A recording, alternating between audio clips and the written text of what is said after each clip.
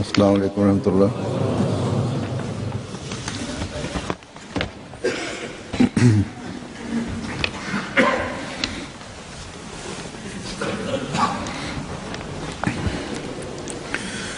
अशहदु अल्ला इलाहा इल्लल्लाह वहदहु ला शरीका लहु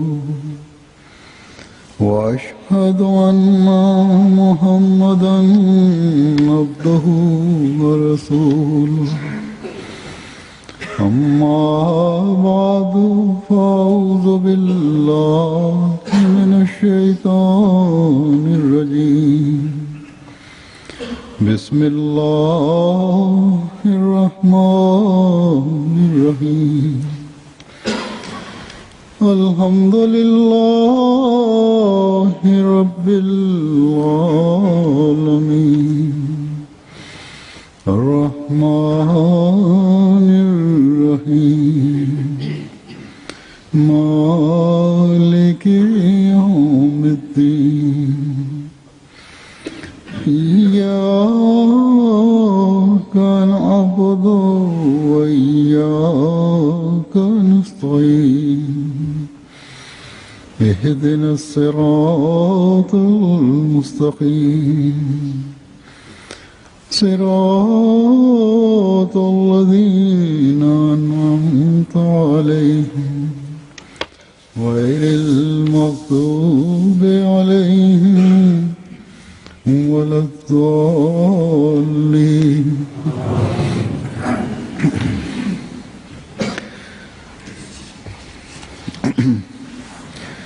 आज मैं फिर सहाबा मसीह मौद अलैहिस्सलाम के कुछ वाक़यात पेश करूँगा.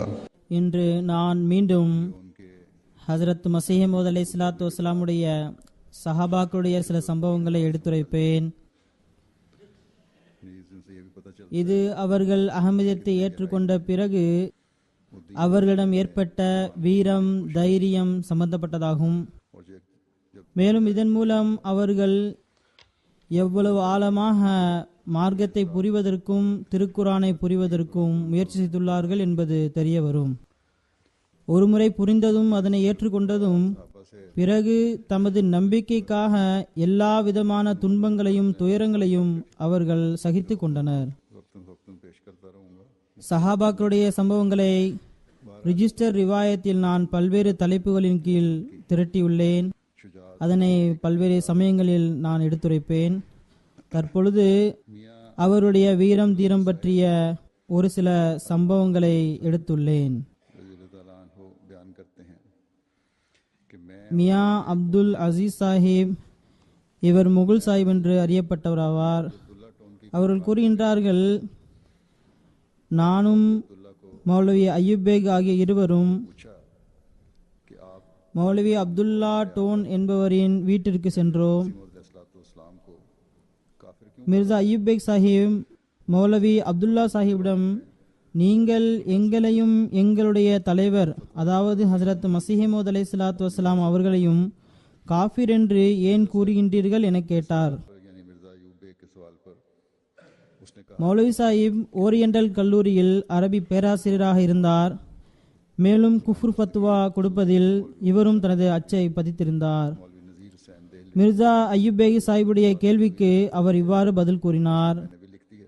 இந்தெந்த மௌலவிகளான அதாவது மௌலவி குலாம் தஸ்திகீர், மௌலவி முகமது ஹுசைன் பட்டாலவி, மௌலவி நசீர் ஹுசைன் தெஹ்லவி, மௌலவி அப்துல் ஜப்பார் கஸ்னவி போன்றோர் ஃபத்வா கொடுத்தனர். ஆகையால் நானும் ஃபத்வாவை எழுதினேன் என்றார். அப்பொழுது மிர்சா யாக்கூப் பை சாஹிப் மிகவும் தைரியத்துடன், இவர்கள் அனைவரும் நரகத்திற்கு சென்றால் நீங்களும் அவர்களை பின்பற்றி நரகத்திற்கு செல்வீர்களா என்று கேட்டார். அப்பொழுது அவர், நான் தவறளித்து விட்டேன், நான் மிர்சா சாஹிபுடைய நூல்களை பார்த்ததில்லை என்றார். அந்த சமயத்தில் நாங்கள் இருவரும் வீட்டிற்கு சென்று அப்பொழுது வரை எழுதப்பட்டிருந்த ஹஜரத் மசீஹ் மவ்ஊத் அலைஹிஸ்ஸலாத்து வஸ்ஸலாம் அவர்களின் அனைத்து நூல்களையும் எடுத்து வந்தோம். மேலும் 3 மாதம் வரை அதனை படித்து வர கூறினோம். பிறகு 3 மாதம் முடிந்த பிறகு மீண்டும் அவரிடம் சென்றோம். அப்போது அவர், நீங்கள் சிறுவர்கள் ஆவீர்கள், அப்போது அவர்கள் இருவரும் இளைஞர்களாக இருந்தார்கள். இவர்களை பார்த்து அவர், நீங்கள் சிறுவர்கள் ஆவீர்கள் என்றார். உங்களால் இதனை தற்பொழுது புரிய முடியாது என்றும் கூறினார்.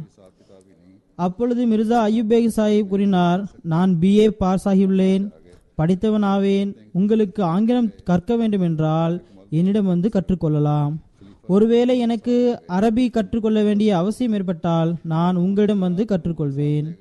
ஒருவேளை உங்களுடைய பார்வையில் நாங்கள் சிறுவர்களே என்றால் பிறகு சிறுவர்களுக்கு எந்தவிதமான கேள்வி கணக்கும் கிடையாதுதானே?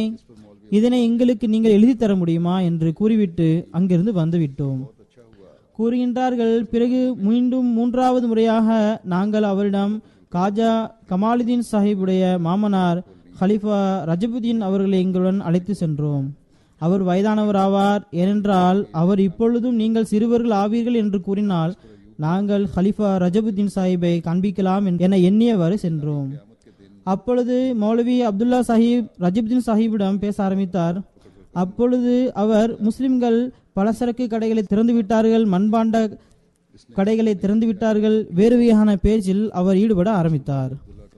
எழுதுகின்றார்கள், இது லேக்ராம் கொலை சம்பவத்திற்கு பிறகு நடந்த சம்பவமாகும். அப்பொழுது அய்யூப் பேக் சாஹிப் மௌலவி அப்துல்லா சாஹிபுடைய கையை பிடித்தவாறு கூறினார்.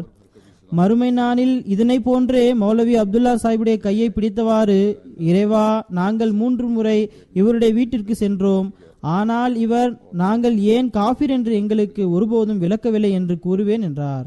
அப்பொழுது மௌலவி அப்துல்லா டோங்கி, இதனை பற்றி எனக்கு எந்தவிதமான கவலையும் கிடையாது என்று கூறினார். பிறகு அய்யூப் பேக் சாஹிப் கூறினார், நீங்கள் இறைவனை பொருட்படுத்தவில்லை என்றால் பிறகு நான் உங்களுக்கு வாழ்நாள் முழுவதும் அஸ்ஸலாமு அலைக்கும் என கூற மாட்டேன் என கூறிவிட்டு அங்கிருந்து எழுந்து வந்துவிட்டோம். பிறகு இந்த வாக்குறுதியை மிர்சா அய்யூப் பேக் சாஹிப் தமது வாழ்நாள் முழுவதும் கடைபிடித்தார் கூறுகிறார். மேலும் நான் மௌலவி அப்துல்லாவுடைய வாழ்நாள் வரை இதனை கடைபிடித்தேன். ஆக படித்த பெயர் தாங்கிய மக்களுடைய இந்த மறுப்பு அன்று முதல் இன்று வரை நடைபெற்று கொண்டுதான் இருக்கின்றது. நூல்களை படிப்பதோ கிடையாது, அல்லது ஒரு சில பகுதிகளை படித்துவிட்டு முன்பின் கூறப்பட்டதை பார்க்காமல் ஹசரத் மசீமது அலைஹிஸ்ஸலாத்து வஸ்ஸலாம் மீது ஆட்சேபனை செய்ய ஆரம்பித்து விடுகின்றனர். ஒருவரை பார்த்து மற்றொருவர் ஆட்சேபனை செய்கின்றனர். சில அரபு நாடுகளிலிருந்து வரக்கூடிய சம்பவங்களில் அதிக அளவு இவ்வாறு தான் உள்ளது. அதாவது, பாகிஸ்தான் மௌலவிகள் ஒன்று சேர்ந்து அகமதிகளை காஃபிர் என கூறிவிட்டார்கள், ஆகையால் நீங்கள் காஃபிர் ஆவீர்கள், வேறு எதனையும் சிந்திப்பதற்கோ ஆராய்வதற்கோ அவசியமில்லை என்கின்றனர். ஆக இந்த நடைமுறை அஹ்மதியா ஜமாத்துடைய ஆரம்பத்திலிருந்தே நடந்து கொண்டுதான் வருகின்றது. இன்று வரை அதே போன்று நடந்து கொண்டு இருக்கின்றது. ஹசரத் முன்ஷி காசி மெஹபூப் ஆலம் சாஹிப் கூறுகின்றார்கள், நான் சில நாட்களாக பள்ளிக்கூடம் செல்லவில்லை. 4ஆம் நாள் நான் பள்ளிக்கூடம் சென்றேன். அப்பொழுது ஒரு மனிதர், டஸ்காவை சேர்ந்த மிர்சா ரஹமத் அலி சாஹிப், இவர் அஞ்சுமன் ஹிமாயத்தே இஸ்லாம் என்ற அமைப்பில் பணிபுரிந்து வந்தார். இவர் என்னை அருகில் அழைத்தார். மேலும் என்னிடம் கேட்டார், 4 நாட்களாக நீ எங்கிருந்தாய் என்றார். நான் தெல்ல தெளிவாக காதியான் சென்றேன் என்றேன். பைய செய்துவிட்டு வந்தாயா என்றார். நான் ஆம் என்று கூறினேன். அவர், இங்கு அதனை பற்றி எவரிடமும் கூறக்கூடாது என்றார். மேலும் அவர், அகமதியாவேன், நானும் பைய செய்துள்ளேன், ஆனால் யாரும் நமக்கு எந்தவித துன்பத்தையும் இழைத்துவிடக் கூடாது என்பதனால் யாரிடமும் இதனை பற்றி கூறியதில்லை என்றார். அப்பொழுது நான் அவரிடம் கூறினேன், என்ன நிகழ்ந்தாலும் இதனை நான் மறைத்து வைக்க மாட்டேன் என்றேன். எனவே எங்களுடைய ஆசிரியர் மௌலவி குலாம் ரசூல் கிலாவாலேயுடைய சகோதரியின் மகன் மௌலவி ஜைனுல்லாப்தீனிடம், அவர் எங்களுடைய குரான் மற்றும் ஹதீஸுடைய பாடாசிரியர் ஆவார், அவரிடம் நான் அகமதியாகிவிட்டேன் என கூறினேன். இதனை அவர் மிகவும் வெறுத்தார். ஒவ்வொரு நாளும் என் மீது அதிகமாக கடுமை காட்ட ஆரம்பித்தார். எந்த அளவு என்றால், மிர்சாவை ஏற்றுக்கொள்பவர் அனைத்து நபிமார்களையும் மறுப்பவர் ஆவார் என கூறினார். பலமுறை அவர் என்னிடம் தௌபா செய், மேலும் பையத்தை முறித்துவிடு என கூறினார். ஆனால் நான் எப்பொழுதும் குரான் ஷரீப் மூலம் ஈசா நபி அவர்களின் வாழ்வு மற்றும் மரணத்தை பற்றி அவரிடம் விவாதித்து வந்தேன். பிறகு இதற்கு அவர் ஒருபோதும் பதிலளித்ததே இல்லை. கடுமையில் எந்த அளவு சென்றார் என்றால், அவரது வகுப்பு, அதாவது அவரது பீரியட் வரும்போது என்னை சுட்டிக்காட்டி, ஏ மிர்சாயி, பெஞ்சின் மீது ஏறி நில் என்பார். நான் அவரது கட்டளைக்கு ஏற்ப பெஞ்சின் மீது ஏறி நிற்பேன். மேலும் நான் என்ன குற்றம் செய்தேன் என்று கேட்பேன். அதற்கு அவர், நீ மிர்சாயி மற்றும் காஃபிராக இருப்பதே போதுமான குற்றமாகும் என்பார். சில நாட்களாக இவருடைய கடுமையை நான் சகித்து கொண்டேன். பிறகு ஒரு நாள் எனக்கு புதிதாக முஸ்லிமான தலைமை ஆசிரியரிடம் புகார் ஏன் அளிக்கக்கூடாது என சிந்தனை தோன்றியது. அவரது பெயர் ஹாக்கிம் அலி ஆகும்.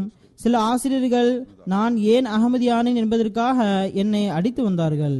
இதன்படி அவர் ஒரு சுற்றறிக்கையை வெளியிட்டார். அதில் மார்க்க பிரச்சனையின் காரணமாக எந்த ஒரு ஆசிரியரும் எந்த மாணவருக்கும் தண்டனை அளிக்கக்கூடாது என குறிப்பிட்டிருந்தார். இந்த சுற்றறிக்கை வந்த பிறகு மௌலவி ஜைனுல்லாபுதீன் சாஹிப் மற்றும் அவரை போன்ற சிந்தனை கொண்ட ஆசிரியர்கள் தளர்ந்து போய்விட்டார்கள். பிறகு என் மீது இழைக்கப்பட்ட கடுமைகள் குறைவாகின. இந்த சம்பவம் 100 வருடத்திற்கு முன்பு அந்த அறிவீன காலத்தில் ஏற்பட்டது என கூற முடியாது. மாறாக இன்றும் கூட பாகிஸ்தானில் இந்த நிலை நடைபெற்று கொண்டிருக்கின்றது. இன்றும் பிள்ளைகளிடம் இதே நடைமுறை கையாளப்படுகின்றது. கடந்த நாட்களில் ஒரு மாணவனுடைய கடிதம் எனக்கு வந்தது. அவன் நல்ல மதிப்பெண்களை பெற்றிருந்தான். இந்த மதிப்பெண் மூலம் அவனுக்கு கல்லூரியில் சேர்க்கை கிடைத்தது. ஃபீஸ் கட்டுவதற்காக சென்றபோது அங்கிருந்த அமைப்பாளர்களின் ஆபீசர் உட்கார்ந்திருந்தார். அவருக்கு எங்கிருந்தோ இந்த பையன் ஒரு அகமதி என்பது தெரிய வந்துள்ளது. அதன்படி நீ அகமதியா என கேட்டுள்ளார். அதற்கு ஆம், நான் அகமதி என கூறியுள்ளான். உடனே அவர் அந்த பணத்தை திருப்பி கொடுத்துவிட்டு உன்னுடைய அட்மிஷன் கேன்சல் செய்யப்பட்டு விட்டது. இதற்கு பிறகு நீ இங்கு தென்படக்கூடாது, இல்லையென்றால் உன்னுடைய கால்களை உடைத்து விடுவோம் என்று கூறியுள்ளார். இதனை போன்ற சில நாட்களுக்கு முன்பு ஒரு மாணவியுடைய கடிதம் எனக்கு கிடைத்தது. அதில் அந்த பெண் நல்ல மதிப்பெண்களை பெற்றிருந்தால், படிப்பிலும் திறமைசாலியாக இருந்தாள். ஆனால் போர்டு எக்ஸாமுடைய அட்மிஷன் ஃபார்மில் இது புதிதாக தயாரிக்கப்பட்டதாகவும் இது கம்ப்யூட்டரைஸ்டு செய்யப்பட்டதாகவும் இதில் டிக் மட்டும் தான் செய்ய வேண்டும். முஸ்லிமா முஸ்லிம் அல்லாதவர் என டிக் செய்ய வேண்டும். இதற்கு முன்பு நமது பிள்ளைகள் அகமதினை எழுதி வந்தார்கள். ஆனால் தற்பொழுது அந்த ஆப்ஷன் இல்லை. இந்த மாணவி எழுதுகிறாள், 2-3 தடவை எனது ஃபார்ம் மறுக்கப்பட்டுவிட்டது. ஏனென்றால் நீங்கள் முஸ்லிம் என்று தான் எழுத வேண்டும் என்று கூறியுள்ளார்கள். நான் முஸ்லிம் என குறிப்பிட்ட பகுதியில் டிக் செய்தால் பிறகு ஹசரத் மசீமது அலைஹிஸ்ஸலாத்து வஸ்ஸலாமை இழிவாக ஏச வேண்டும் என்று உள்ள பகுதியில் நாம் கையெழுத்திட மறுக்கும் போது நமது அட்மிஷன் மறுக்கப்படுகின்றது.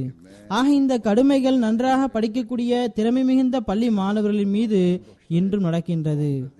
அன்று அங்கிருந்த பிரின்சிபல் நேர்மையாளராக இருந்ததால் மேலும் கொஞ்சம் நேர்மையாக செயல்பட்டதாலும் அதன் மூலம் அவர்கள் மீது தொடுக்கப்பட்ட கடுமைகள் குறைந்தன. ஆனால் இன்று அரசாங்க சட்டங்களின் கீழ் இந்த அநீதி இழைக்கப்படுகின்றது, எல்லை மீறி இழைக்கப்படுகின்றது. இது போன்ற பல பிள்ளைகள் இதனால் பாதிக்கப்படுகின்றனர். மேலும் இந்த அநீதி தொடர்ந்து கொண்டே இருக்கின்றது. இந்த அநீதியுடன் இறையருளால் இன்று இருக்கக்கூடிய இளைஞர்களுடைய ஈமான் வலுப்பெறுகின்றது. இதனை போன்றே மெஹர் குலாம் ஹசன் சாஹிப் அவர்கள் தனது பைய சம்பவத்தை பற்றி கூறுகின்றார்கள். நானும் மௌலவி ஃபசல்தீன் சாஹிப்பும் உட்கார்ந்திருந்தோம். அப்போது ரஹீம் பக்ஸ் என்ற பெயரை கொண்ட ஒரு தர்தி சமுதாயத்தை சேர்ந்த ஒருவர் வந்தார். வந்து மௌலவி சாஹிப், இன்று நான் மிகவும் குழப்பத்தில் உள்ளேன் என்றார். நான் அவரிடம் என்ன காரணம் என கேட்டேன். அதற்கு அவர் கூறினார், ஹமீத் ஷா ஒரு மலக்கு போன்றவராவார், ஒரு இறை தொடர்புடைய மனிதராவார். இந்துக்களும் முஸ்லிம்களும் அவரை புகழ்கின்றனர். இந்துவாக இருந்தாலும் சரி, முஸ்லிமாக இருந்தாலும் சரி, அனைவரும் அவரை புகழ்கின்றனர். இன்று அவரிடம் ஒரு மாபெரும் தவறு ஏற்பட்டு விட்டது. இன்று அவர் தனது மாமா உமர் ஷாவிடம், மாமா நீங்கள் இப்னு மரியமை பற்றி என்ன நினைக்கின்றீர்கள் என கேட்டார். அதற்கு அவர், ஈசா அலை வானத்தில் உயிருடன் இருக்கின்றார் என்பதுதான் எனது கொள்கையாகும் என்றார். மேலும் முகமதியா உம்மத்தை சீர்திருத்துவதற்காக ஒரு நாள் அவர் வருவார் என்றார். ஷா சாஹிப் கூறுகின்றார்கள், மாமு சாஹிப், இனிமேல் நீங்கள் எனக்கு இமாமாக இருக்க முடியாது. ஏனென்றால் ஒரு மனிதனை எப்பொழுதும் உயிருடன் இருப்பவனாகவும் அழிவில்லாதவனாகவும் கருதுவது ஒரு முஷ்ரிக் கொள்கையாகும். இரண்டாவது விஷயம், சையது மௌலா ஹசரத் நபி ஸல்லல்லாஹு அலைஹி வஸல்லம் அவர்களுக்கு இந்த கொள்கையின் மூலம் மிகப்பெரிய இழிவு ஏற்படுகின்றது. அன்னார் பூமியில் அடக்கப்பட்டிருக்கும் போது ஹசரத் ஈசா நபி அலைஹிஸ்ஸலாத்து வஸ்ஸலாம் வானத்திற்கு உயர்த்தப்பட்டுள்ளார்கள் என்பது அது நபி ஸல்லல்லாஹு அலைஹி வஸல்லத்தை இழிவுபடுத்துவதாகும். அப்போது உமர் ஷா, இனிமேல் நீங்கள் முன்பு நில்லுங்கள், நான் பின்னால் நிற்கின்றேன் என்றார். ஆக இந்த விஷயங்களை கேட்டதும் நான் கூறினேன், மௌலவி சாஹிப், நான் ஈசா நபி இறந்து விட்டார் என ஏற்றுக்கொள்கின்றேன். ஈசா நபி உயிருடன் இருந்தால் தௌஹீதிற்கு மாபெரும் பாதிப்பு ஏற்படும். நீங்கள் என்னை அகமதி என கருத வேண்டாம். நான் தற்போது அகமதி கிடையாது. ஆனால் மிர்சா சாஹிபுடைய இந்த விஷயம் நிச்சயம் உண்மையானதாகும். அது நபி ஸல்லல்லாஹு அலைஹி வஸல்லம் அவர்களை இழிவுபடுத்துவதை ஒருபோதும் ஏற்றுக்கொள்ள முடியாது என கூறினேன். அப்பொழுது மௌலவி சாஹிப் எனது வாயை கைகளால் அடைத்தார்கள். நான் மௌலவி சாஹிப் ஏன் தடுக்கின்றீர்கள் என்றேன். மௌலவி சாஹிப் கூறினார்கள், உங்களுக்கு மசீஹ் இறந்து விட்டார் என நம்பிக்கை வந்துவிட்டது என்றால் அதற்கு இந்த அளவு உணர்ச்சியை வெளிப்படுத்த வேண்டிய அவசியம் என்ன?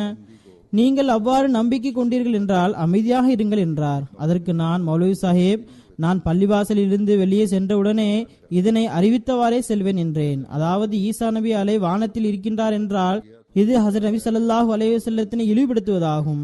இதனை எனது உயிர் ஒருபோதும் ஏற்றுக்கொள்ளாது. நான் வீட்டிற்கு சென்றதும் எனது தந்தைக்கு இதனை புரிய வைத்தேன். பிறகு எனது மூத்த சகோதரர் குலாம் ஹுசைன் சாஹிப் ஆரிப் வாலாவுடைய அமீர் ஜமாத் ஆவார். இவர் தற்பொழுது அகமதியாகவில்லை. இவர்கள் இருவரும் இதனை கேட்டதும் மிக அதிகமாக கோபமடைந்தார்கள். மேலும் எனக்கு தஜ்ஜால் மல்ஊன் என பெயர் வைத்தனர். கூறுகின்றார்கள், நாளை என் மீது மௌலவிகள் தாக்குதலை நடத்துவார்கள் என எனக்கு சிந்தனை தோன்றியது. அப்பொழுது நான் எந்த அகமதியை நாங்கள் பள்ளிவாசலிலிருந்து தடுத்தோமோ அவரை ஒரு வேலைக்காரன் மூலமாக அழைத்து வர செய்தேன். இவர் அப்பொழுது அகமதியாகவில்லை, ஆனாலும் தனது கொள்கையை பற்றி கூறுகின்றார். இவர் தனது கொள்கையை பற்றி தந்தை மற்றும் சகோதரிடம் கூறிய போது ஏச்சுக்கள் தான் இவருக்கு கிடைத்தது. மேலும் மௌலிமார்களும் இவரை விடமாட்டார்கள். அப்பொழுது நான் பள்ளிவாசலிருந்து யாரை வெளியேற்றினேனோ அந்த அகமதியை அழைத்து வர செய்தேன். நான் அவரிடம், ஹசரத் மிர்சா சாஹிப் அவர்கள் மசீஹின் மரணத்திற்கு ஏதாவது ஆதாரம் தந்துள்ளார்களா அல்லது வெறுமனே கூறினார்களா என்று கேட்டேன். அதற்கு அவர் 30 ஆயத்துக்களை காட்டியுள்ளார்கள் என கூறினார். அப்பொழுது நான் மிகவும் ஆச்சரியத்துடன் கூறினேன், நாம் இரவு பகலாக திருக்குரானை ஓதுகின்றோம், ஆனால் நமக்கு இது தென்படவில்லை. எப்படி இது? எங்களுக்கு ஒரே ஒரு ஆயத்தை மட்டும் கூறுங்கள் என்றேன். அதற்கு அவர் 7வது பாகத்துடைய ஆயத் ஃபலம்மா தௌஃபைத்னியை கூறினார். அப்போது நான் திருப்தி அடைந்து விட்டேன் என்றேன். மேலும் என்னுடன் எந்த மௌலவியும் போட்டியிட முடியாது என கூறினேன். ஃபஜர் நேரத்தில் மௌலவி குலாம் ஹுசைன் சாஹிப், மௌலவி ஃபசல்தீன் சாஹிப் மேலும் 2 நபர்கள் எனது சகோதரருடன் வந்தனர். நான் பள்ளிவாசலின் கதவரில் நின்று கொண்டிருந்தேன். அவர்கள் பள்ளிவாசலுக்கு வந்தடைந்தார்கள். மௌலவி குலாம் ஹுசைன் சாஹிப் அவர்கள், நீங்கள் ஏன் மசீஹிற்கு எதிரியாய் இருக்கின்றீர்கள் என கேட்டார். அதற்கு நான் என்ன எதிர்த்தேன் என கேட்டேன். அதற்கு அவர் கூறினார், உங்களுடைய சகோதரர் நீங்கள் மசீஹ் இறந்து விட்டார் என கொள்கை கொண்டுள்ளதாக கூறினார் என்றார். அதற்கு நான், மசீஹ் தமது மரணத்தை தாமே ஒப்புக்கொண்டுள்ளாரே என்றேன். உங்களுடைய உதாரணம் வாதி சோம்பேறி ஆனால் சாட்சிகள் சுறுசுறுப்பு என்ற பழமொழிக்கு ஏற்ப உள்ளது என்றேன். அதற்கு மௌலவி சாஹிப், எங்கு மசீஹ் இறந்து விட்டதாக தானே ஒப்புக்கொண்டதாக எழுதியிருக்கிறது என்றார். நான் திருக்குரானில் உள்ளது என்றேன். அதற்கு அவர், எந்த திருக்குரான்? மிர்சா சாஹிப் உருவாக்கிய திருக்குரானா என்றார். நான் கூறினேன், மௌலவி சாஹிப், கொஞ்சம் நிதானமாக பேசுங்கள். நீங்கள் இறைவன் மீது ஆட்சேபனை செய்கின்றீர்கள். அல்லாஹ் எனது வேதத்திற்கு உங்களால் ஒருபோதும் ஒரு உதாரணத்தை கொண்டு வர முடியாது என கூறுகின்றான். ஆனால் மிர்சா சாஹிப் குரானை உருவாக்கியுள்ளார் என நீங்கள் கூறுகின்றீர்கள். கொஞ்சமாவது சிந்தனை செய்யுங்கள் என்றேன். அதற்கு மௌலவி சாஹிப், எங்கு எழுதப்பட்டுள்ளது என கேட்டார். நான் 7வது பாகத்தின் ஆயத்தினை படித்தேன். அப்பொழுது அவர் கூறினார், நாங்கள் உமக்கு ஒரே ஒரு வழியினை கூறுகின்றோம். அதாவது இந்த நம்பிக்கை கெட்டவருடன், அதாவது அகமதிகளுடன் பேசாதீர்கள். அப்போதுதான் நீங்கள் தப்பிப்பீர்கள். இதனை தவிர வேறு வழி இல்லை. அது மட்டுமல்ல, அவர்களுடன் பார்வையை கோர்க்காதீர்கள். அப்போதும் தாக்கம் ஏற்படுவதற்கு வாய்ப்பு உள்ளது. இந்த 2 வழியினை பின்பற்றினால் நீங்கள் தப்பித்துக் கொள்வீர்கள். அதற்கு நான், மௌலவி சாஹிப், உண்மையின் தாக்கமும் அவ்வாறுதான் ஏற்படும்.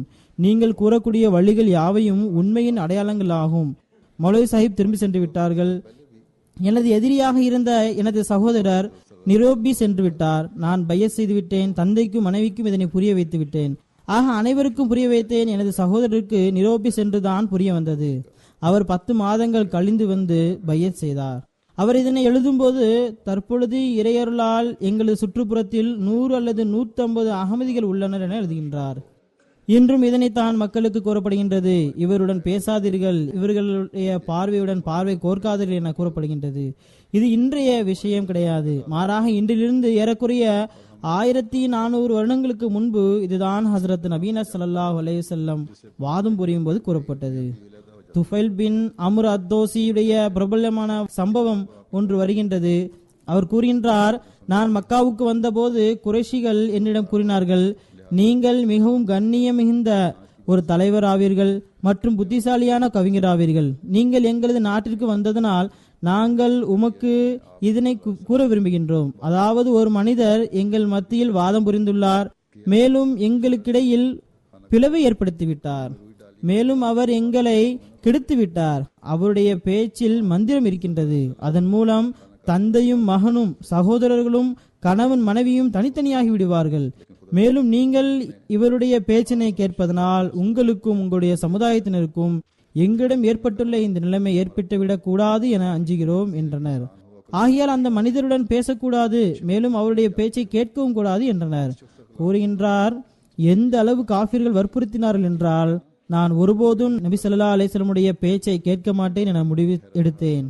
எந்த அளவு என்றால் பள்ளிக்கு, அதாவது காபத்துல்லாவுக்கு சென்றபோது அன்னாருடைய வார்த்தைகள் என் காதுகளில் விழுந்துவிடக் கூடாது என்பதற்காக காதுகளை பஞ்சை வைத்து அடைத்திருந்தேன். ஆனால் ஹஸரத் நபி ஸல்லல்லாஹு அலைஹி வஸல்லம் காபாவில் தொழுகில் மூழ்கியிருந்தார்கள். நான் அருகில் சென்று நின்றேன். இறை நியதி அன்னாருடைய சில வார்த்தைகளை என்னை கேட்கும்படி செய்தது. அது எனக்கு நன்றாக இருந்தது. அப்பொழுது நான் எனது உள்ளத்தில் நினைத்தேன், நாசமாகட்டுமாக, நீ ஒரு அறிவுள்ள புத்திசாலியான மனிதரும் ஒரு கவிஞரும் ஆவாய், நல்லது கெட்டதை அறியக்கூடியவன் ஆவாய். இந்த மனிதருடைய கருத்துக்களை கேட்க வேண்டும். அது நல்லதாக இருந்தால் ஏற்றுக்கொள்ள வேண்டும், அது தீயதாக இருந்தால் அதனை மறுத்துவிட வேண்டும் என கூறிக்கொண்டேன். நான் அங்கு சிறிது நேரம் நின்று கொண்டிருந்தேன்.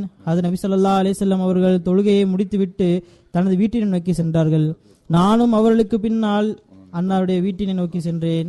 அன்னார் வீட்டினை சென்றடைந்ததும் நான் அன்னார் அருகில் வந்தேன். மேலும் கூறினேன், ஏய் முஹம்மது ஸல்லல்லாஹு அலைஹி வஸல்லம், உங்களுடைய சமுதாயம் உங்களை பற்றி என்னிடம் இவ்வாறெல்லாம் கூறியது. மேலும் என்னை எந்த அளவு வற்புறுத்தினார்கள் என்றால் உங்களுடைய வார்த்தை காதுகளில் விழுந்துவிடக் கூடாது என நான் பயத்தினால் எனது காதுகளை பஞ்சை வைத்து அடைத்துக் கொண்டேன். ஆனால் இறை நியதி உங்களுடைய சில வார்த்தைகளை என்னை கேட்கும்படி செய்துவிட்டது. அது எனக்கு மிகவும் பிடித்திருந்தது. மேலும் உங்களுடைய கருத்துக்களை கேட்க விரும்புகின்றேன் என்றேன். அதற்கு ஹஸரத் நபி ஸல்லல்லாஹு அலைஹி வஸல்லம் அவர்கள் இஸ்லாத்தினை பற்றி கூறினார்கள். திருக்குரானை ஓதி காட்டினார்கள். அவர் கூறுகின்றார், இறைவன் மீது ஆணையாக இது போன்ற அழகிய கலாமை நான் ஒருபோதும் கேட்டதில்லை என்றார். மேலும் இதனை விட சிறந்தது வேற எதுவும் இல்லை என கூறி அவர் கலிமா சொல்லி இஸ்லாத்தினை ஏற்றுக்கொண்டார். ஆக எப்பொழுதும் இதுதான் எதிரிகளின் நடைமுறையாக இருந்து வருகின்றது. மந்திரம் செய்யப்பட்டது என்றால் அது எதிரிகளின் புறம் இருந்துதான் செய்யப்பட்டுள்ளது. நபிமார்கள் மூலமாக ஒருபோதும் செய்யப்பட்டதில்லை.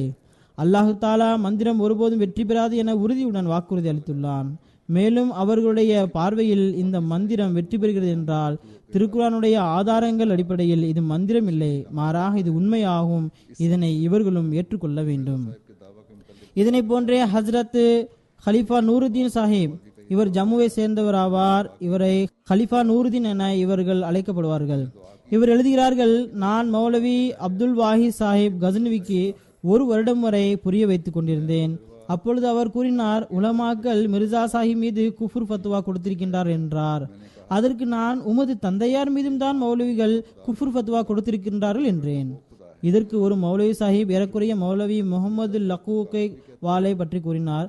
அவருக்கும் இல்ஹாம்கள் இறங்குகின்றன என்றார். மேலும் அவரிடம் மிர்சா சாஹிபுடைய வாதம் பற்றி இறைவனுடைய கட்டளை என்ன என்பதை அவரிடம் எழுதி கேட்போம் என்றார். 1 மாதம் கழிந்து அந்த மௌலவிடமிருந்து பதில் வந்தது.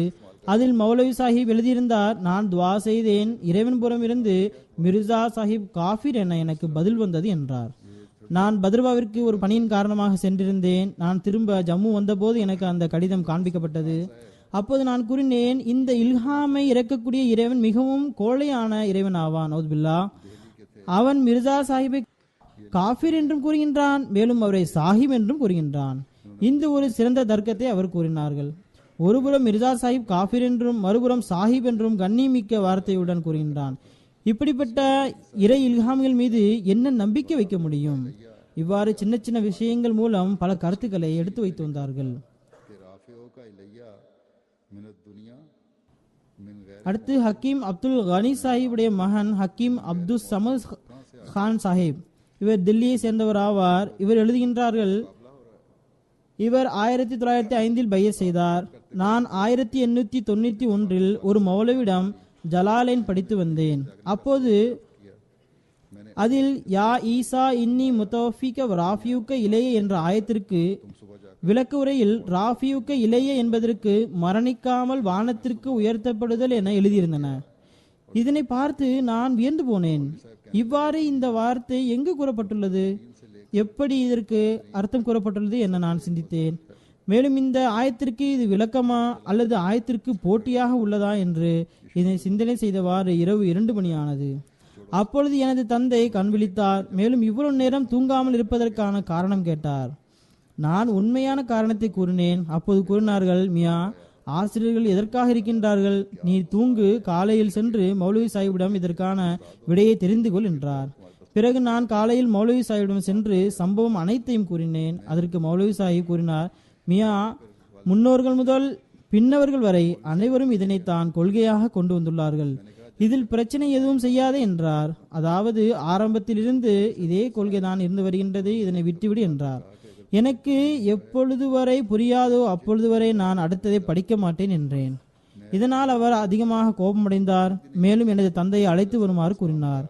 எனது தந்தை கூறினார், நீங்கள் ஆசிரியர் ஆவீர்கள், இவன் மாணவனாவான். நான் இவனை உங்களிடம் படிப்பதற்காக அனுப்பியுள்ளேன். நீங்களே இதனை பார்த்து கொள்ளுங்கள் என்றார். இதில் நான் ஒருபோதும் தலையிட மாட்டேன் என்று கூறிவிட்டு தந்தை சென்று விட்டார்.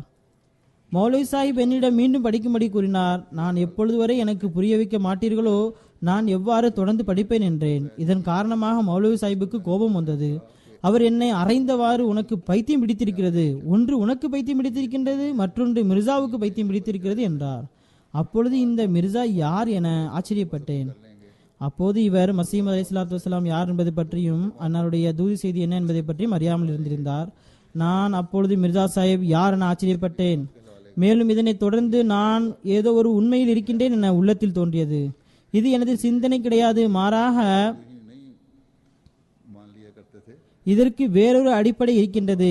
எனது உள்ளத்தில் தோன்றிய சிந்தனையும் போல் மக்கள் நம்பிக்கை கொண்டுள்ள என எனக்கு தோன்றியது. ஆகையால் நான் நேரத்தை வீணடிக்காமல் மௌலவி சாஹிபிடம், நீங்கள் எப்பொழுது வரை எனக்கு புரிய வைக்க மாட்டீர்களோ அப்பொழுது வரை நான் தொடர்ந்து படிக்க மாட்டேன் என்றேன். இது மார்க்கமாகும், மார்க்கத்தில் எந்தவிதமான பலவந்தமும் கிடையாது என்றேன். இன்று நீங்கள் ஒரு அறை அறைந்து உங்களின் கொள்கைக்கு ஏற்ப என்னை ஆக்கிக் கொள்வீர்கள். நாளை வேறொரு மௌலவி சாஹிப் 2 அறை அறைந்து இதற்கு மாற்றாக என்னை மாற்றிக் விடுவார். நாளை மறுநாள் வேறொருவர் 3 அறை அறைந்து இதற்கு மாற்றமாக என்னை ஆக்கிவிடுவார். இது என்ன கேலியாக இருக்கின்றது? நான் ஒருபோதும் படிக்க மாட்டேன். இதிலிருந்து என்ன தெரிகிறது என்றால், வெறுமனே அவர்கள் மசீஹ் மவ்ஊத் அலைஹிஸ்ஸலாத்து வஸ்ஸலாம் ஏற்கவில்லை, மாறாக பழைய மக்கள் ஒவ்வொரு விஷயத்திலும் மிகவும் ஆழமாக சிந்தித்துள்ளார்கள். கூறுகின்றார்கள், இந்த பிரச்சனையில் 11 மணி ஆகிவிட்டது, நான் படிக்க மாட்டேன் என்றேன். ஆகையால் படிக்கவும் இல்லை. மாலையில் வேறொரு ஆசிரியரிடம் சென்றேன். அவரும் கூறினார், ஒன்று உனக்கு பைத்தியம் பிடித்திருக்கிறது, மற்றொன்று மிர்சாவுக்கு பிடித்திருக்கிறது என்றார். பிறகு அவரும் அதே விஷயத்தை திரும்பவும் கூறினார். ஒன்று நீ மட்டும்தான் இந்த விஷயத்தை பேசுகின்றேன், மற்றொன்று இன்னொரு மனிதர், அதாவது ஹஜ்ரத் மசீஹ் மவ்ஊத் அலை பற்றி கூறினார். இதிலிருந்து என்னுடைய உள்ளம் இன்னும் உறுதியாகிவிட்டது. நான் கூறிய விஷயங்கள் பலகீனமானவை கிடையாது. பிறகு 3வது ஆசிரியர் மௌலவி அப்துல் வஹாப் சாஹிபிடம் சென்றேன். அவர் இது மிகப்பெரிய ஒரு கதையாகும் என்றார். மேலும் இதற்கான வாதம் புரியக்கூடியவர் உயிருடன் தான் இருக்கின்றார். அவர் ஈசா நபி அலைஹிஸ்ஸலாத்து வஸ்ஸலாம் அவர் இறந்து விட்டார் என கூறுகின்றார். மேலும் எந்த ஈசா வருவதை மக்கள் எதிர்பார்க்கின்றார்களோ அது நானே ஆவேன் என கூறுகின்றார். அதற்கு நான் கூறினேன், முதல் விஷயம் எனக்கு புரிந்துவிட்டது, ஆனால் 2வது பற்றி எனக்கு தெரியவில்லை என்றேன். அவர் கூறினார், நான் பஞ்சாப் சென்றிருந்தேன். அங்கு 22 நாட்கள் தங்கியிருந்தேன். அன்னாருடைய ஒரு சீடர் மௌலானா நூருதீன் ஆவார். மருத்துவத்தில் அவருக்கு யாரும் இணை இல்லை. நான் அன்னாருடைய மார்க்க தர்சுகளையும் கேட்டிருக்கின்றேன். பெரிய பெரிய மௌலவிகள் கூட அவருக்கு முன்னால் பேச முடியாது. அவர் தனது பையத்தை பற்றி எதுவும் கூறவில்லை. மௌலவி சாஹிப் பையத் செய்துதான் வந்திருந்தார்கள். ஆனால் இந்த இளைஞனுக்கு முன்பு அதனை வெளிப்படுத்தவில்லை. ஏனென்றால் மௌலவி சாஹிப் எதிர்ப்பிற்கு அஞ்சினார்கள். என்னிடம் கூறினார்கள், சத்தமாக பேசாதே, மௌலவி அப்துல் கஃபூர் சாஹிப் கேட்டு விடுவார்கள். இவர் மற்றொரு மஹமதி அல்லாத ஒரு மௌலவி ஆவார், அவர் கேட்டு விடுவார் என கூறினார்கள். எனக்கு இதனை பற்றி எந்தவிதமான கவலையும் இல்லை. உண்மையை வெளிப்படுத்துவதிலிருந்து நான் எவ்வாறு தவிர்த்து நிற்பேன் என்றேன். ஆக இதனை படித்தவாறு 1905ஆம் ஆண்டு வந்தது. அதாவது படிப்பை தொடர்ந்து 1905ஆம் ஆண்டு வந்தது என்கின்றார். ஹஜ்ரத் மசீஹ் அலைஹிஸ்ஸலாத்து வஸ்ஸலாம் அவர்கள் டெல்லி சென்றார்கள். அலஃப் கான் சாஹிபுடைய பெரிய வீட்டில் தங்கினார்கள். ஆயிரக்கணக்கான மக்கள் அன்னாரை சந்திப்பதற்காக வந்திருந்தார்கள். நான் எதிரி மௌலவிகளுடன் சென்றிருந்தேன். அதில் அதிக அளவு மாணவர்கள் தான் இருந்தார்கள். எங்களுடைய தலைவராக மௌலவி முஷ்தாக் அலி சாஹிப் இருந்தார்கள். அவர் ஹஜ்ரத் மசீஹ் அலைஹிஸ்ஸலாத்து வஸ்ஸலாம் மீது சில ஆட்சேபனைகளை கேட்க ஆரம்பித்தார். அதற்கு ஹஜ்ரத் சாஹிப் கூறினார்கள், கொஞ்சம் பொறுங்கள்.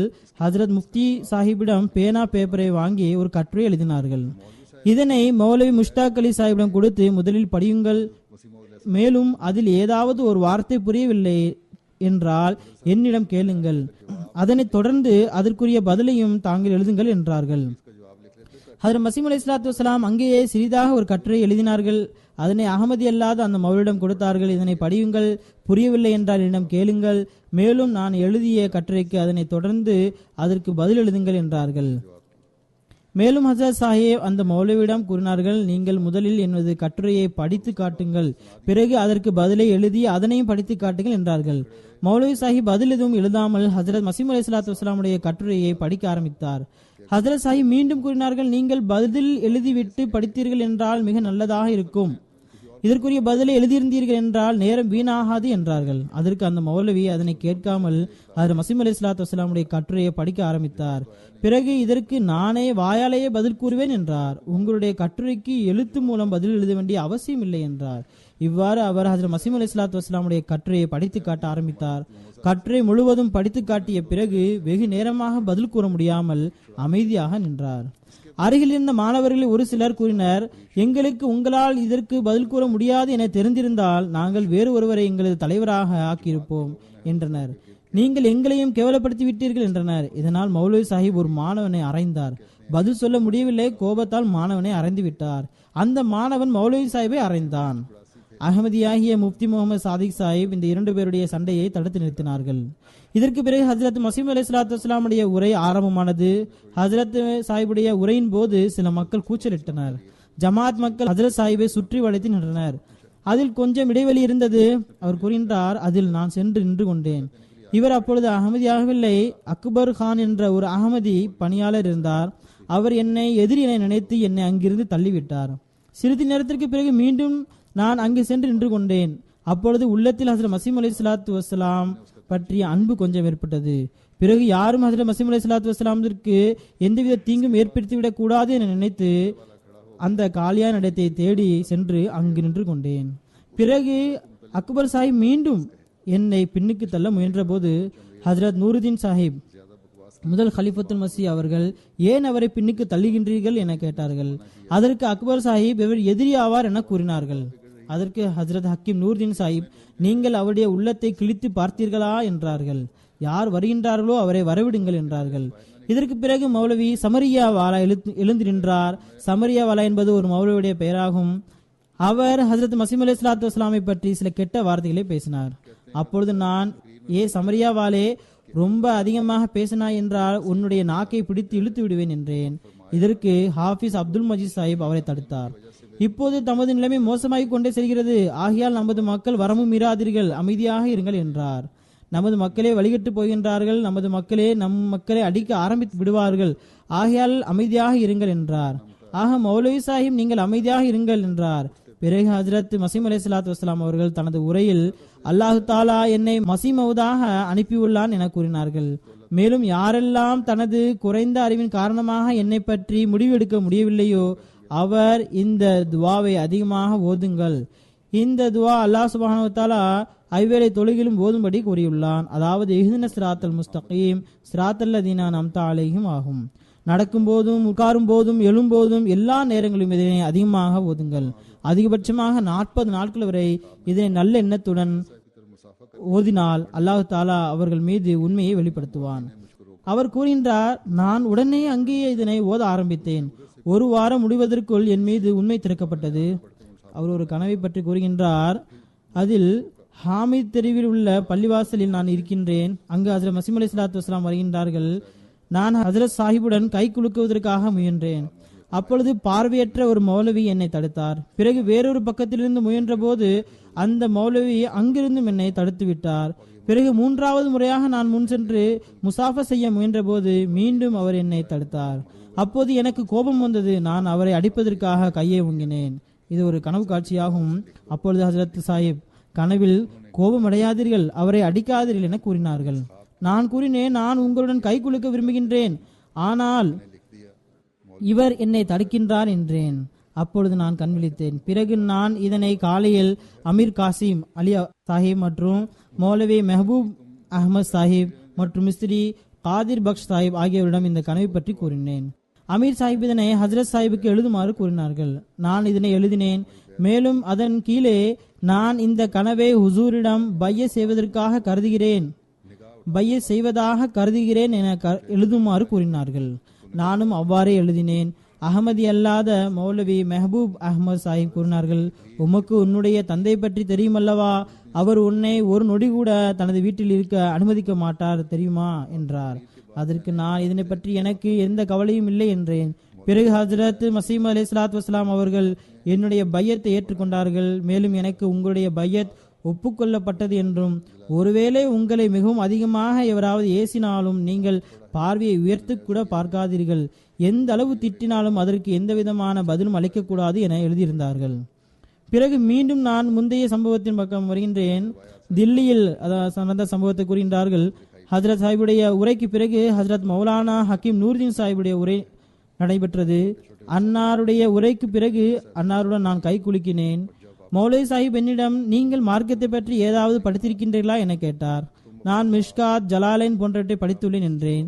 பிறகு மௌலவி சாஹிப் ஃபிகாவில் ஏதாவது படித்துள்ளா என கேட்டார்கள். அதற்கு நான் குதூரி இன்னும் ஒரு நூலை கூறினார். அது சரியாக படிக்க முடியவில்லை, ஏனென்றால் இந்த அறிவிப்புகள் கைகளால் எழுதப்பட்டவையாக இருக்கின்றது, ஆகியால் சிலவற்றை படிக்க முடிவதில்லை. பிறகு அன்னார் ஹஜரத் ஹக்கீம் நூர்தீன் சாஹிப் தர்க்கம் எதுவரை படித்துள்ளீர்கள் என கேட்டார்கள். அதற்கு நான் சிறிய சிறிய நூல்களை படித்துள்ளேன் என்றேன். பிறகு நான் ஹஜ்ரத் மசீம் அலைஹிஸ்ஸலாத்து வஸ்ஸலாமுடன் கை குலுக்கினேன், முசாஃபா செய்தேன். ஊர் திரும்பியதும் மௌலவி அப்துல் ஹக்கீம் சாஹிப் கூறினார், நீ உன்னுடைய கைகளை உளியை கொண்டு செதுக்கு. இது சின்ன உளியாகும். இதனை வைத்துதான் தோல் தொழில் செய்யக்கூடியவர்கள், செருப்பு தொழில் செய்யக்கூடியவர்கள் தோலை செதுக்குவார்கள். ஏனென்றால் நீர் மிர்சா சாஹிபுடன் முசாஃபா செய்துள்ளீர், அதாவது கை குலுக்கியுள்ளீர். ஆகையால் உங்களது கைகளை அவ்வாறு ஒளியை வைத்து செதுக்கினால்தான் கை சுத்தமாகும். நவுதுபில்லா. எவ்வாறாயினும் அவர்கள் பைய செய்துவிட்டு வந்தார்கள். இதனை போன்று ஹசரத் ஹாஃபிஸ் குலாம் ரசூல் சாஹிப் வசீராபாதி ஒரு சம்பவத்தை எழுதுகின்றார்கள். கூறுகின்றார்கள், வசீராபாதில் சம்மர் ராஜ்கன், இது வசீராபாதின் வடக்கு பகுதியில் அமைந்துள்ள ஒரு பெரிய வீடாகும். இதில் ராஜோரி காஷ்மீருடைய முஸ்லிம் ராஜாக்கள் தங்குவார்கள். அல்லாவாலா என்ற பெயரை கொண்ட ஒரு மனிதர் மர்ஹூம் ராஜா அத்தாவுல்லா கான் சாஹிப், இவர் காபூலுடைய தூதுவர் ஆவார். அவரிடம் சென்று கூறினார், மக்கள் தேவையில்லாமல் குலாம் ரசூலுக்கு பின்பு செல்கின்றார் என்றார். ராஜா சாஹிப் அதற்கு என்ன என கேட்டார். இவர் அகமதியாக இருந்தார். அவர் கூறினார், ஹாஃபிஸ் சாஹிபை இங்கு அழைத்து வாருங்கள். அவர் வந்து குரானில் கூறப்பட்டது போன்று நாம் மசீஹுடைய ரஃபாவையும் ஏற்றுக்கொள்கின்றோம், மேலும் ஹதீஸில் கூறப்பட்ட நுசூலை மசி, அதாவது மசி இறங்குதலையும் கூற வேண்டும் என்றார். ஊர் முழுவதும் இந்த அறிவிப்பு செய்யப்பட்டது. ஆயிரக்கணக்கில் முஸ்லிம்களின் எல்லா பிரிவுகளிலிருந்தும் மக்கள் ஒன்று கூடினர். நான் என்ன கூறுவேன் என்பது எனக்கு தெரியும், மேலும் நான் கூறக்கூடியதை யாரும் புரிந்து கொள்ள மாட்டார்கள் என்பது எனக்கு தெரியும், ஏனென்றால் மறைமுகமாக இதனை கூறுவேன் என்றார். அவர் இதற்கு முன்பு அகமதியாக இருந்தார். மேலும் நான் கூறக்கூடிய விஷயத்தை ஒருவர் மட்டும்தான் புரிவார். அவரது பெயர் ஹக்கீம் சுல்தான் அலி ஆகும். அவர் எனது குடும்பத்தை சேர்ந்தவர் ஆவார். நான் கூறுவதை புரிய முடியும் என்றால் அவரால் மட்டும்தான் புரிய முடியும் என்றார். நான் அங்கு சென்றடைந்தேன். ராஜா சாஹிப் கூறினார், அல்லாஹ்வாலே என்ற பெயரை கொண்டவர், தாங்கள் மசி ரஃபா மற்றும் நுசூலை ஏற்றுக்கொண்டுள்ளீர்கள் என கூறினார். இது உண்மையா என கேட்டார்கள். நிச்சயமாக மக்கள் அனைவரும் அமைதியாக இருந்தார்கள் என்றால் அதனை நான் கூறிவிடுகின்றேன் என்றேன். மக்கள் அனைவரும் அமைதியாகிவிட்டனர். ஆயிரக்கணக்கில் கூடியிருந்த மக்கள் மத்தியில் நான் ஒருவன் மட்டும்தான் அகமதியாக இருந்தேன்.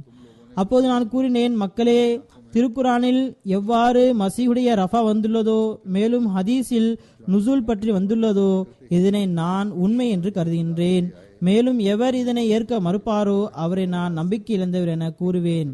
இதனை மட்டும்தான் கூறியிருந்தேன். மக்கள் மத்தியில் வாழ்த்துக்கள் மற்றும் வரவேற்பு மிகுந்த சப்தத்துடன் ஓசைகள் என்ப ஆரம்பித்தன. அப்போது அந்த கூட்டத்திலிருந்து வெளியேறி வருவதே சிறந்ததாக கருதினேன். உடனே அங்கிருந்து வெளியேறி வந்து விட்டேன். ஆனால் நான் வெளியே வந்த பிறகு நான் நினைத்தது போன்று ஹக்கீம் சுல்தான் அலி சாஹிப் ராஜா சாஹிபிடம் நீங்கள் எதையுமே புரியவில்லை என்றார். அவர் உங்களது கண்களில் மண்ணை தூவிவிட்டு சென்று விட்டார் என்றார். அவரை மீண்டும் அழைத்து வருமாறு கூறினார். நான் சமன் வாசலிலிருந்து வெளியேறும் போது சிலர் என்னை திரும்ப அழைத்து செல்ல தேடி வந்தனர். ஆனால் நான் வேறொரு வழியாக வீட்டிற்கு சென்றடைந்தேன். இரவு நல்லபடியாக கழிந்தது. ஃபஜர் தொழுகைக்கு பிறகு ராஜா சாஹிபுடைய ஒரு தூதுவர் பாபு ஃபசல்தீன் சாஹிப் என்னிடம் வந்தார். அவர் கூறினார், ராஜா சாஹிப் மற்றும் அவரது சுற்று வட்டாரத்தில் உள்ள மக்கள் கூறுகின்றனர், அதாவது ரஃபா மற்றும் நுசூருடைய வார்த்தை மூலம் எங்களுக்கு திருப்தி ஏற்படவில்லை. நான் கேட்டேன், பிறகு எவ்வாறு திருப்தி அடைவீர்கள்? அதற்கு அவர், ராஜா சாஹிப் போன்றோர் நீங்கள் எப்பொழுது வரை மிர்சா சாஹிபை காஃபிர் என்று கூற மாட்டீர்களோ அதுவரை நாங்கள் ஏற்றுக்கொள்ள மாட்டோம் என்றார்கள். நான் காஃபிர் என ஏன் கூற வேண்டும் என்றேன். அதற்கு அவர், மௌலவிகள் கூறுகின்றார்களே அதனால் கூற வேண்டும் என்றார். நான் கூறினேன், மௌலவிகள் மிர்சா சாஹிபை காஃபிர் என கூறுகின்றார்கள், ஆகையால் நான் காஃபிர் என கூறுகின்றேன் என்றேன். அதாவது உள்ளத்தில் அவர் மௌலவிகளை காஃபிர் என்று கூறினார். எனது எண்ணம் மௌலவிகளை காஃபிர் என கூறுவதாகத்தான் இருந்தது. அவர் திருப்தி அடைந்தவாறு வந்த தூதுவர் திரும்ப சென்று விட்டார். அங்கு சென்று மஜ்லிஸில் கூறினார், பாருங்கள், அவர் மிர்சா சாஹிபை காஃபிர் என கூறிவிட்டார் என்றார். பிறகு மீண்டும் அதே சுல்தான் அலி சாஹிப் கூறினார், மியா, நீங்கள் மீண்டும் கண்ணில் மண்ணை போட்டுக் கொண்டுதான் வந்துள்ளீர்கள். அவர் மௌலவிகளைத்தான் காஃபிர் என கூறியுள்ளார் என்றார். நீங்கள் அவரிடம் மிர்சா குலாம் அகமது காதியானியை காஃபிர் என கூறுகின்றேன் என எழுதி வாங்குங்கள். அவர் மீண்டும் என்னிடம் வந்தார். இவ்வாறு 2 நாட்கள் கழிந்துவிட்டன. இதன் மூலம் எனது உள்ளமும் கொஞ்சம் தைரியம் அடைந்தது. சகோதரர்களே, நான் கூறியது உண்மைதான். எவர் மிர்சா சாஹிபை காஃபிர் என கருதுவாரோ அவரை நான் காஃபிராக கருதுகின்றேன். பிறகு அவர்கள் வருத்தமடைந்து விட்டனர். அல் யௌம யைஸல்லதீன கஃபரு மின் தீனிக்கும் ஃபலா தௌஷவுஹும் வௌஷவுனி. இங்கு திருக்குர்ஆனுடைய ஆயத்தில் எழுதப்பட்டிருக்கிறது. அதாவது இன்றைய தினம் நிராகரிப்போர் மார்க்கத்திற்கு தீங்கு செய்வதில் நம்பிக்கை இழந்து விட்டனர். எனவே அல்லாஹு தாலா கூறுகின்றான், நீங்கள் அவர்களுக்கு அஞ்சாதீர்கள், எனக்கு அஞ்சுங்கள்.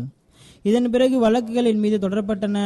எந்த அளவு என்றால், எவர்கள் பொய் பேசவே மாட்டார்கள் என நம்பினேனோ அவர்கள் எனக்கு துன்பம் இழைப்பதற்காக வெளிப்படையாக நீதிமன்றத்தில் பொய் கூறினார்கள். எனக்கு எதிராக வழக்குகள் தொடரப்பட்டன. ஆனால் நான் இவர்களை கண்டு ஒருபோதும் கவலையடைந்தது இல்லை.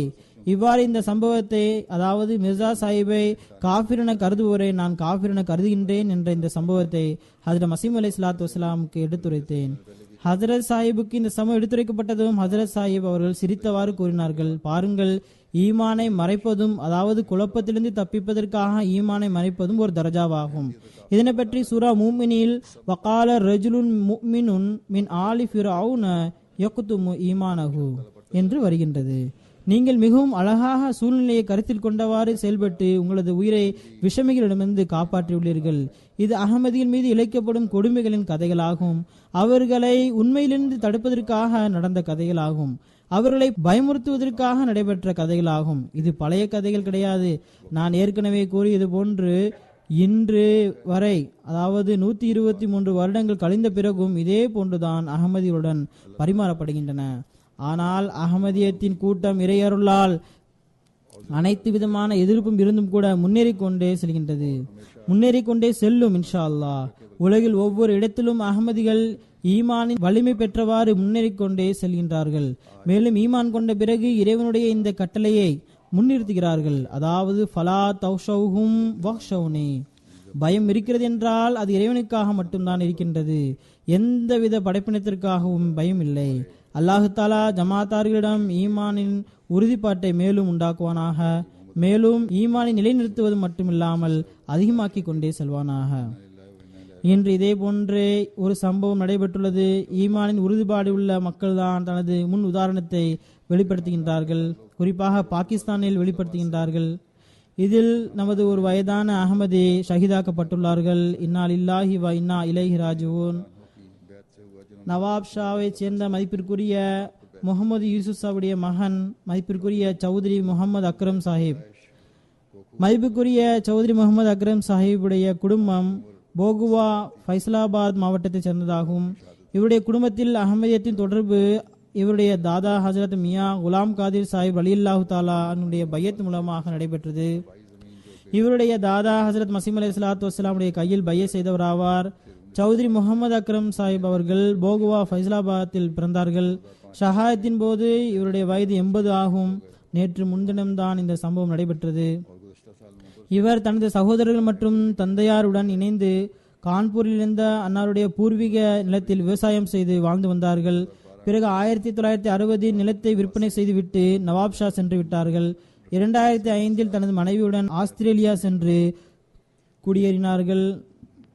அங்கு அவர்களுடைய பிள்ளைகள் இருக்கின்றார்கள். கடந்த வருடம் நவம்பர் மாதம் தான் பாகிஸ்தான் திரும்பி வந்தார்கள். அப்போதுதான் இந்த சம்பவம் நடைபெற்றது. பிப்ரவரி 29 2012 ஆண்டு தனது பேரன் ரஃபீக் அகமது சாஹிபுடைய மகன் முனீப் அகமதுடன் தனது மருமகனுடைய கடையிலிருந்து மதியம் 1 மணிக்கு வீடு திரும்பிக் கொண்டிருந்தார்கள். வீட்டிற்கு அருகில் வந்தபோது ஒரு மோட்டார் சைக்கிளில் அடையாளம் தெரியாத 2 நபர்கள் இவரை துப்பாக்கியால் சுட்டார்கள். அதில் அவர் காயமடைந்தார்கள். பிறகு மருத்துவமனைக்கு கொண்டு செல்லும் வழியிலேயே அவர் தனது உயிரை இறைவழியில் தியாகம் செய்துவிட்டார். இன்னா லில்லாஹி வ இன்னா இலைஹி ராஜிஊன். இவருடன் இவருடைய பேரனுக்கும் இடுப்பு எலும்பில் குண்டுகள் பாய்ந்தன. அது உள்ளே சென்று குடலில் சேதத்தை ஏற்படுத்தியது. அதற்கான ஆபரேஷன் நடைபெற்று விட்டது. தற்பொழுது மருத்துவமனையில் ஐசியு பிரிவில் அனுமதிக்கப்பட்டுள்ளார். அல்லாஹ் தாலா இவருக்கு சுகத்துடன் கூடிய நீண்ட ஆயுளை வழங்குவானாக. ஷஹீத் மர்ஹூம் 1960 நவாப் ஷாயிற்கு ஷிஃப்ட் ஆன பிறகு தனது வியாபாரத்துடன் ஜமாத்திற்கு மிகப்பெரிய தொண்டாற்றியுள்ளார். மிக நீண்ட காலம் இவர் தொண்டு செய்வதற்கான வாய்ப்பினை பெற்றிருந்தார். ஏறக்குறைய 35 ஆண்டுகள் வரை நவாப் ஷா மாவட்டத்தின் செக்ரட்டரி மாலாக செயலாற்றியுள்ளார். இதனை போன்று மாவட்டத்தின் துணை அமீராகவும் செயலாற்றி வந்துள்ளார். ஷஹீத் மர்ஹூம் நல்லொழுக்கம் கொண்டவராகவும் இபாதத் செய்யக்கூடியவராகவும் தஹஜ்ஜுதை தொடர்ந்து தொழுது வரக்கூடியவராகவும் பொருள் தியாகத்திலும் சிறந்தவராகவும் திகழ்ந்து வந்துள்ளார்.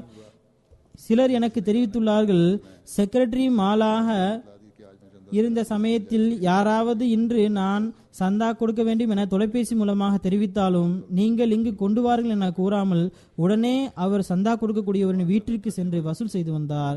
ஜமாத்துடன் நல்ல தொடர்புடையவராகவும் ஜமாத் பணிகளிலும் அதிகமாக ஈடுபடக்கூடியவராகவும் ஹிலாபத்துடன் அதிக அன்பு கொண்டவராகவும் இருந்து வந்தார். ஹுதுபாக்களை மிகவும் கவனத்துடனும் தொடர்ந்தும் கேட்டு வந்துள்ளார். நவாப் ஷா நகரத்தின் சதர் சாஹிப் அவர்கள் எழுதுகின்றார்கள், மர்ஹூம் சாஹிபுடன் பொறுப்பாளர்களுக்கு கட்டுப்படக்கூடிய பண்பு மிக அதிகமாக இருந்தது. சதர் சாஹிப் கூறுகின்றார், என்னை விட வயதில் அதிகமானவராக இருந்தும் கூட என்னிடம் கட்டுப்படுதல் மற்றும் கண்ணியத்துடன் நடந்து வந்தார். இம்முறை ஆஸ்திரேலியாவிலிருந்து வந்தபோது என்னிடம் எளியவருடைய பட்டியலை தயார் செய்ய வேண்டினார். அதன்படி நான் தயார் செய்து கொடுத்தேன். இதில் அகமதிகளும் அகமதி அல்லாதவரும் அடங்குவார்கள். அவர்கள் அங்கு இருந்தவரை அனைவருக்கும் தொடர்ந்து உதவி செய்து வந்துள்ளார்கள். இதனை போன்றே நவாப் ஷாவுடைய சென்டர் பல நாட்களாக மூடப்பட்டு கிடந்தது. அதனை தனது முயற்சி மற்றும் உழைப்பின் மூலமாக திறந்தார்கள். மேலும் அதனுடைய கட்டுமான பணிகள் தொடர்பாக அவர் கூறினார், இதில் தேவையான மராமத் பணிகளையும் கட்டுமான பணிகளையும் செய்ய தொடங்குங்கள். நான் ஆஸ்திரேலியா திரும்ப சென்று கட்டுமானத்திற்கான தொகையை கண்டிப்பாக அனுப்புவேன் என்றார். ஆனால் அல்லாஹ் தாலா அவருக்கு அதற்கான வாய்ப்பினை வழங்கவில்லை. அங்குள்ள ஜமாத் அதனை முழுமைப்படுத்த வேண்டும். இவருக்கு ஷஹீத் ஆவதற்கு மிகவும் அதிகமாக விருப்பம் இருந்தது. இவருடைய மருமகள் எழுதுகிறார்கள், யாராவது ஷஹீதாகிவிட்டார்கள் என கேள்விப்பட்டால் உடனே இந்த மேன்மை யாருக்கு எழுதப்பட்டிருக்கின்றதோ அவருக்கு தான் கிடைக்கும் என கூறுவார்கள். கடைசியில் அல்லாஹ் தாலா இவருடைய விருப்பத்தை நிறைவேற்றிவிட்டான். இவருடைய பிரிவில் வாடுபவர்களில் மனைவியை தவிர 5 மகன்கள் மற்றும் 2 மகள்கள் உள்ளனர். பிள்ளைகள் அனைவரும் இறையொருளால் திருமணம் ஆனவர்கள் ஆவார்கள். நான் கூறியது போன்று 4 மகன்கள் மற்றும் 1 மகள் ஆஸ்திரேலியாவில் வசிக்கிறார்கள். 1 மகன் மற்றும் 1 மகள் நவாப் ஷா பாகிஸ்தானில் வசிக்கிறார்கள். இவருடைய பேரன் முனீப் அகமது பற்றி கூறியிருந்தேன். அவரது வயது 18 அல்லது 19 ஆகும். கல்லூரியில் 2ஆம் வருடம் படித்து வருகின்றார். அல்லாஹ் தாலா அவருக்கு பூர்ண குணமளிப்பானாக. தொழுகைக்கு பிறகு அக்ரம் சாஹிபுடைய ஜனாசா காயிப் தொழுகை நடைபெறும் இன்ஷா அல்லாஹ்.